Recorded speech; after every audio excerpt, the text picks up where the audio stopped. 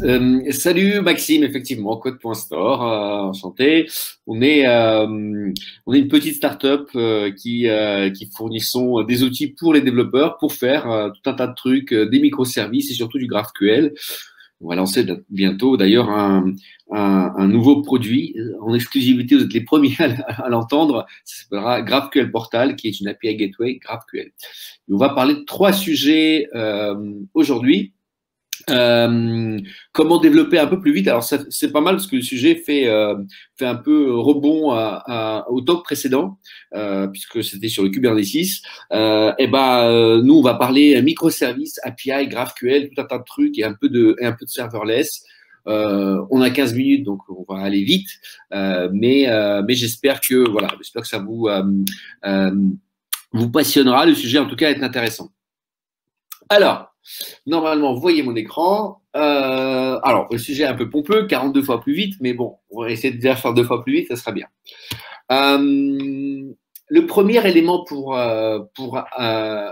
est intéressant pour développer des applications dans la durée qui est plus rapidement et mieux, ce sont les microservices. Vous avez probablement entendu parler. Globalement, c'est le fait le principe principal des microservices, c'est de dire au lieu de faire un gros monolithe qui regroupe toutes les fonctionnalités de votre application, on est capable de le découper en petites entités indépendantes, isolées et autonomes. Et c'est très important, autonomes, donc elles ont par exemple leur propre base de données, elles ont par exemple leur propre set de fonctionnalités et un microservice est par définition attaquable via une API. Et en fait, c'est devenu plutôt possible parce que on a de plus en plus de projets qui sont maintenant ce qu'on appelle en headless, découplé ou PWA, où en gros on dit on a une interface, une application front en React, en Angular, en Vue ou une application mobile qui va attaquer des API en back-end. Et bien sûr, ces API en back-end, on peut les faire sous forme de monolithe, mais on peut aussi les faire sous forme de microservices. Les avantages principaux des microservices, c'est de pouvoir faire finalement, de réduire la dette technique. La difficulté du grand monolithe, si vous travaillez sur une grosse appli depuis quelques années, très souvent, les équipes changent, les bugs s'accumulent, la dette technique s'accumule, et au bout de 2, 3, 4 ans, si jamais on refactor pas, si on n'investit pas du temps, on se retrouve avec un espèce de Frankenstein très difficile à maintenir, et très souvent on replatform, c'est-à-dire qu'on jette et puis on refait. Pour éviter ça, les microservices permettent justement de réduire un peu cette dette technique en isolant finalement les problèmes dans des petites mini-applications indépendantes.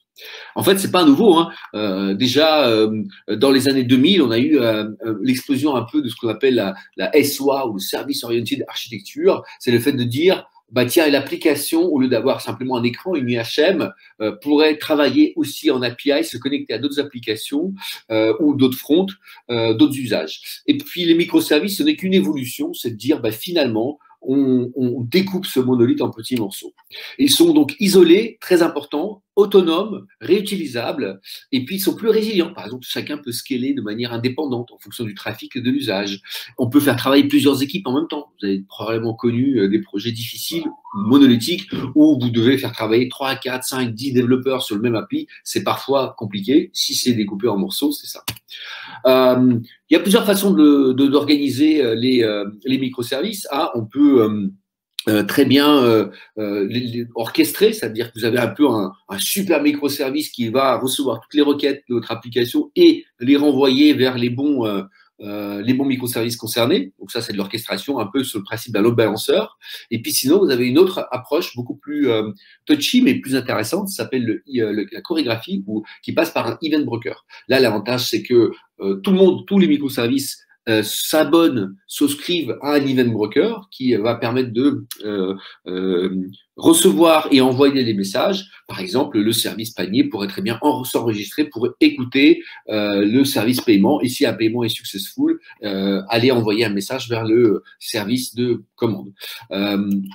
Mais attention, les microservices très rapidement mal faits peuvent devenir beaucoup plus complexes à maintenir qu'un monolithe. Si vous avez par exemple des microservices qui commencent à s'appeler entre eux, deviennent du coup interdépendants, vous commencez à créer un monolithe distribué. Et là, c'est l'enfer. C'est l'exemple parfait d'un projet absolument affreux dans lequel vous avez toutes les complexités des microservices, plus toute la merde que vous avez pu accumuler sur votre monolithe, vous le réunissez au sein d'un seul projet, c'est la catastrophe. Alors, les microservices, c'est pas la panacée à tout. Il faut faire attention aussi, par exemple, aux latences réseau. Il y a beaucoup plus de endpoints, donc d'API à gérer. Les transactions sont complexes. Et puis, ça nécessite d'avoir des équipes cross-fonctionnelles, puisque chaque microservice est géré, il gère sa propre base de données, donc il ne peut pas avoir un DBA, par exemple, en centralisé. Et puis, vous êtes obligé d'avoir de la CI/CD en self-service. Vous ne pouvez pas demander à des DevOps de vous déployer l'application, parce s'il y a 50 microservices, c'est juste pas tenable en termes humains et de taille d'équipe.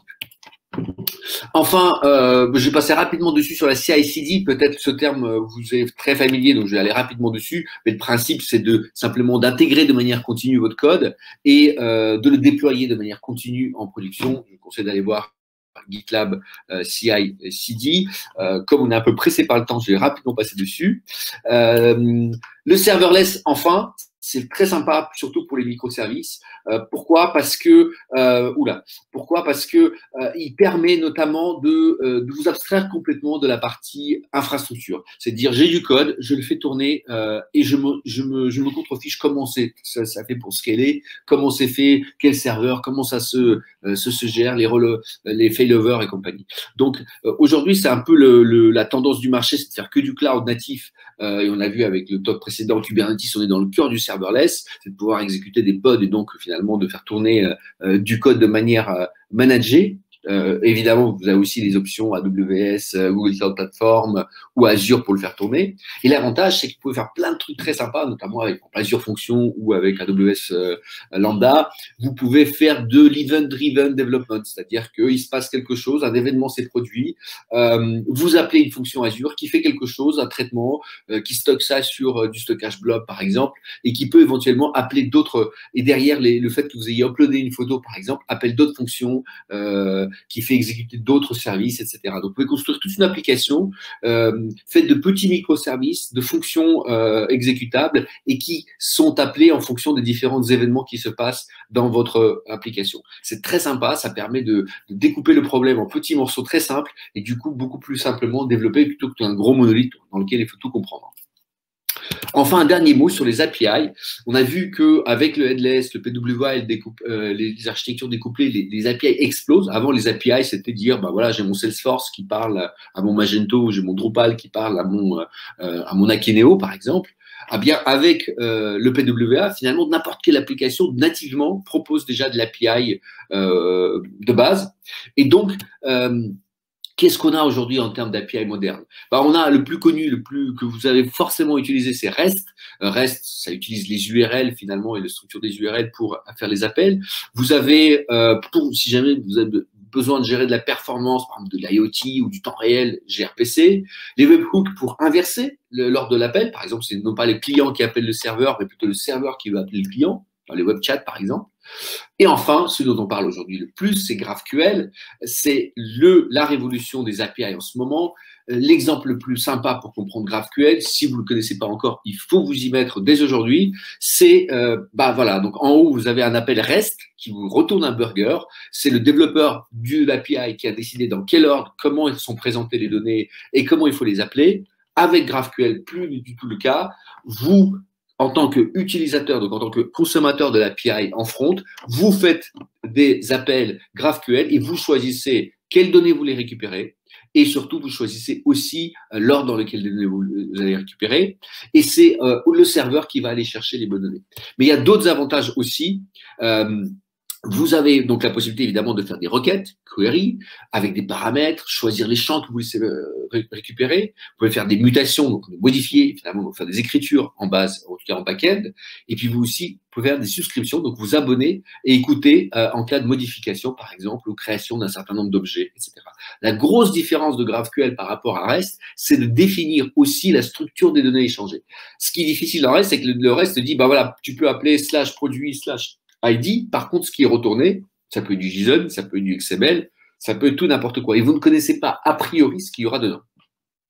Dans GraphQL, vous définissez non seulement les requêtes et les mutations, mais aussi les types. Et donc, vous pouvez faire, vous décrivez finalement à celui qui utilise votre API quels sont les types de données échangées, quelle est la structure, le nom du champ, le type du champ, etc.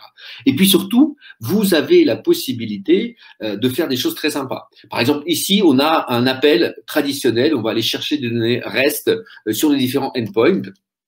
Eh bien, dans le cas classique, si jamais vous avez par exemple récupéré la liste de bouquins, la liste des bouquins est composée de titres, du stock et des reviews, donc vous allez faire non seulement une requête de recherche de bouquins, mais ensuite pour chacun des bouquins, aller chercher son stock, ses reviews, son titre, éventuellement son logo. Et donc ça fait autant de requêtes dans les différents backends pour peu que vous ayez créé une architecture qui soit microservicielle. Ça, c'est problématique parce que ça demande de faire beaucoup d'appels et donc c'est assez au niveau de latence réseau, c'est pas top. L'avantage dans GraphQL, c'est que vous faites une seule requête, quel que soit votre front, que ce soit du desktop, du Alexa ou du mobile, n'importe quoi, vous faites une requête GraphQL et c'est le serveur GraphQL qui va aller se charger d'aller chercher les données dans les différents backends. Donc, si vous avez besoin de l'inventaire, bah, il va chercher dans l'API inventaire, il peut faire des requêtes vers d'autres API, vous pouvez écrire des resolvers qui vont aller chercher dans les bases de données des API, ce que vous voulez. Et donc, vous pouvez composer finalement avec une seule requête, un seul endpoint et une seule API, cacher toute la complexité en back que vous pouvez avoir. Et donc, vous pouvez aller par exemple appeler, dans le cas d'une requête getBook, un resolver qui va aller chercher les bouquins dans une base de données, un autre resolver qui va aller chercher les reviews dans une API Trustpilot par exemple, ou Bazaarvoice ou UserVoice, et puis enfin l'inventaire qui tape dans votre SAP, votre ERP, dans votre Magento, qu'importe. Je passe dessus rapidement parce qu'on n'a pas beaucoup de temps. Juste un dernier mot, CodeStore. Et ben, si vous voulez faire du GraphQL, de la CI/CD, du microservice, et sans vous casser la tête, sans vous installer un Kubernetes, Prometheus, Grafana, GitLab CI, etc., etc., etc., vous pouvez le faire, c'est gratuit. Vous ouvrez un compte sur code.store, vous avez des endpoints GraphQL, génération automatique base de données, les CI/CD, les environnements, et surtout, vous créez un catalogue de features réutilisables, d'API réutilisables. Donc, c'est du backend as a service. Donc, vous écrivez votre code, tout le reste fonctionne, le scaling, le déploiement, tout, et c'est du TypeScript ou JavaScript. Voilà. Et puis, si vous voulez nous suivre, écrivez-moi si vous voulez. Et très important, on va lancer le GraphQL Portal, une API Gateway open source dans les prochaines semaines. Donc, stay tuned, comme on dit.